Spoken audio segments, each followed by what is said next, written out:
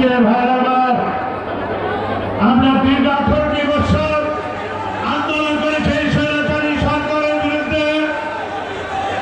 অনেক যুদ্ধ লড়াই করেছি, অনেক মামলা খেয়েছি, অনেক হামলা নিপীড়ন নির্যাতন, অনেক গুম খুন হয়েছি। তার ধারাবাহিক আমাদের এই বৈষম্য আন্দোলন ঢাকা ইউনিভার্সিটি থেকে শুরু হয়।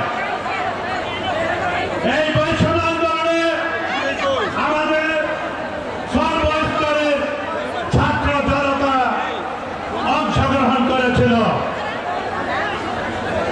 সেই বৈষম্য